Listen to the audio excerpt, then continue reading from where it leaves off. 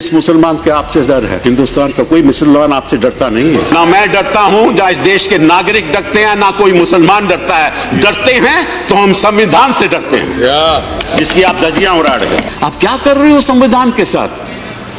आप धज्जियां उड़ा रहे हो संविधान से।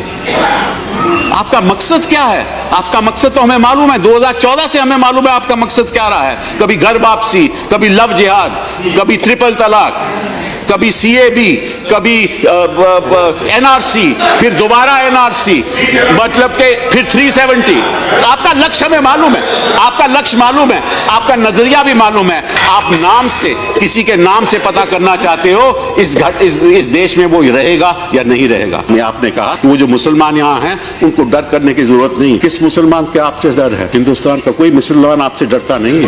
आप कहते हैं कि आपके प्रधानमंत्री जी सबका साथ और सबका विकास में विश्वास करते हैं। सबका विश्वास तो उन्होंने खो दिया, क्योंकि 2014 से लेकर अब तक सबका साथ उन्होंने कभी भी नहीं दिया। You are destroying the future of this country. ये भक्त जो हैं, ये क्या करते हैं? गाय के पति ये इंसान को मारने को तैयार है। ये क्या करते हैं? अगर आप भारत माता की जय नहीं बोलोगे तो फिर देखना इसका नतीजा क्या होगा। अगर भारत माता इतनी ही प्यारी है तो जाओ ना सरहद पे लड़ो, जाओ सरहद पे लड़ो, उनको बोलो लड़ो, ठीक है ना। अपने आदमियों को मारने के बजाय वहां जाकर एनिमी को मारो, फिर पता चलेगा कि भारत माता की आप सुरक्षा कर रहे हो। वो हिम्मत नहीं है आप में।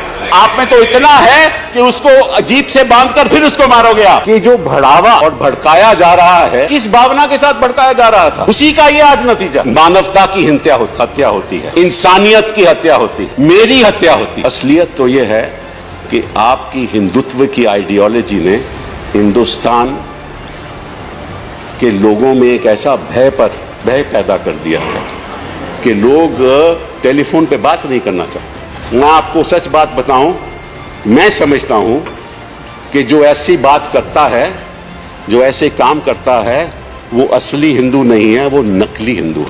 और अगर लड़ाई होगी आगे तो यहां और वहां की होगी, असली हिंदू और नकली हिंदू के बीच में होगी। 2017 में सबसे ज्यादा हत्याएं हुई हैं और ये कहते हैं कि हम गांव की रक्षा करना चाहते हैं। मैं आपको बताता हूं कि हरियाणा में मथाना जगह है एक, वहां एक गौ रक्षा की जगह है, वहां 50 गाय की मृत्यु हो गई। 50 गाय की मृत्यु हो गई क्योंकि उनका ख्याल नहीं रख रहे। और जो गाय को सालाना मिलना चाहिए वो 600 रुपया है, हर गाय को 600 रुपया है। और ये कितना देते हैं? 150 रुपए। मतलब कि जो सरकार है वो भी गाय को जो देना चाहिए वो भी पैसा खा जाती है। ये इनकी सरकार। और ये कहते हैं कि गाय के प्रति ये इंसान को मारने को तैयार है। मैं तो खुलेआम कहना चाहता हूं कि जो भी इंसान ऐसी हरकत करता है, खुलेआम करता है, वो कोई पुलिसमैन नहीं है, वो कोई अधिकारी नहीं है, वो एक नॉन ऑफिशियल सलवा जुदम जैसे लोग हैं जो अपना अपने आप तय करते हैं कि कानून क्या है और कानून को कैसे लागू करना। जिसकी हत्या हुई उसने कोई कानून का उल्लंघन नहीं किया। या तो किसी गाय को ट्रक में ले जा रहा था, उसको उतार कर उसकी हत्या करनी, या किसी को जीप से बांधकर और उसको बांधकर जीप से बांधकर उसकी हत्या करनी।